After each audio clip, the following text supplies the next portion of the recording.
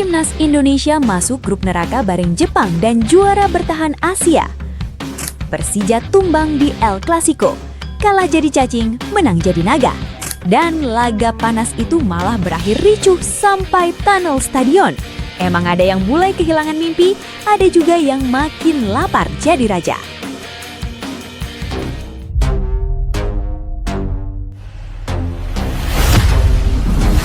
Sweet time.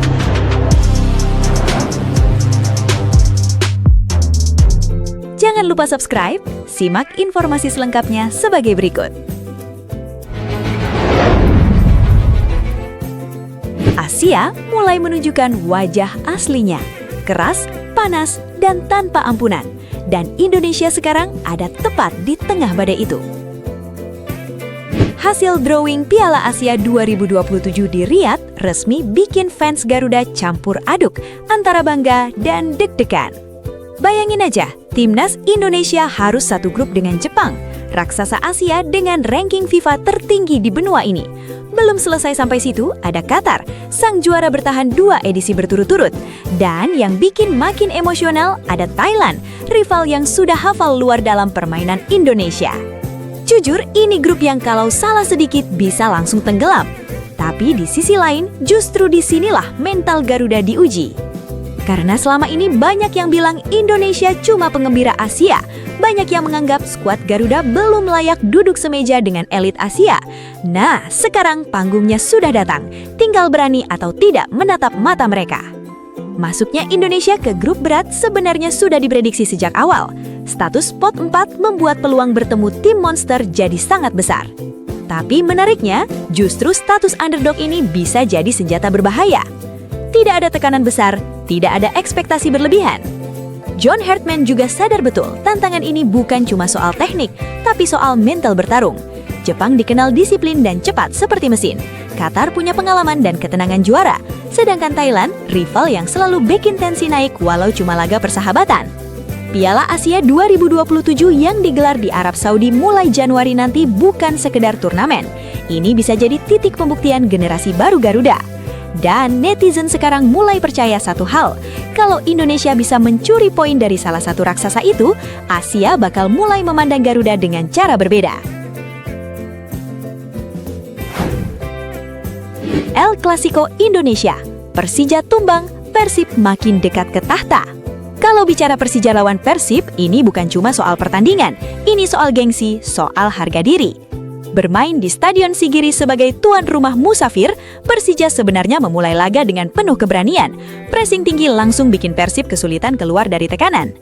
Dan terbukti, Aladin Ajarae mencetak gol di menit ke-19, suasana langsung berubah liar. Tapi sepak bola sering kejam pada tim yang lengah beberapa saat saja. Persib perlahan keluar dari tekanan. Boyan Hodek terlihat tenang di pinggir lapangan. Dan benar saja, satu kesalahan Van Basten Sosa di area berbahaya langsung dihukum tanpa ampunan. Adam Alis menyambar bola dengan dingin. Skor berubah jadi 1-1. Dan disitulah momentum pertandingan berubah total. Menjelang turun kantong, Tom Hai mengirim umpan terobosan yang benar-benar membelah pertahanan Persija. Adam Alis menang duel lawan Doni Tripamungkas. Lalu brak, gol kedua lahir.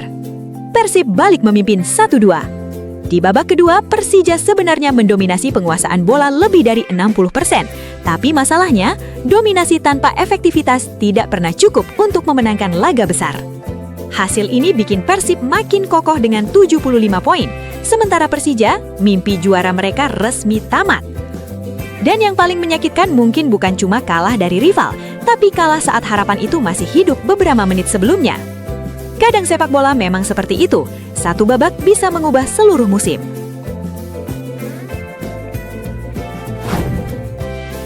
Kalah derby, emosi meledak, Eduardo murka ke Beckham putra. Nah, drama ternyata belum selesai setelah peluit panjang berbunyi. Justru api sesungguhnya baru mulai muncul setelah pertandingan berakhir. El Clasico Indonesia yang sudah panas sejak awam berubah makin tegang ketika keributan antar pemain pecah di tengah lapangan. Sorotan langsung tertuju pada kiper Persija, Carlos Eduardo. Dalam video yang viral di media sosial, Eduardo terlihat sangat emosional dan langsung menghadapi Beckham putra di tengah kerumunan pemain. Bahkan sempat terjadi kontak fisik yang bikin suasana makin chaos. Sampai saat ini belum ada penjelasan resmi soal pemicu utama keributan itu, tapi banyak fans menduga tensi pertandingan, tekanan perebutan gelar, dan panasnya rivalitas membuat emosi pemain benar-benar meledak. Dan jujur saja, kalau bicara Persija lawan Persib, kadang peluit akhir bukan tanda pertandingan selesai, karena emosinya sering terbawa sampai lorong stadion, bahkan sampai media sosial. Kabarnya suasana panas juga sempat berlanjut ke area tunnel sebelum akhirnya diredam petugas keamanan. Ini yang bikin laga klasik Indonesia selalu punya cerita. Di sisi lain, kemenangan ini makin menegaskan dominasi Persib musim ini.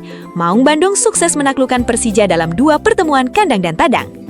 Sedangkan Persija sekarang harus realistis, target juara sudah hilang, dan fokus mereka bergeser untuk mengamankan posisi 4 besar demi tiket kompetisi Asia musim depan. Sepak bola memang keras, tapi dari rivalitas sebesar inilah, atmosfer liga hidup dan emosinya terasa nyata.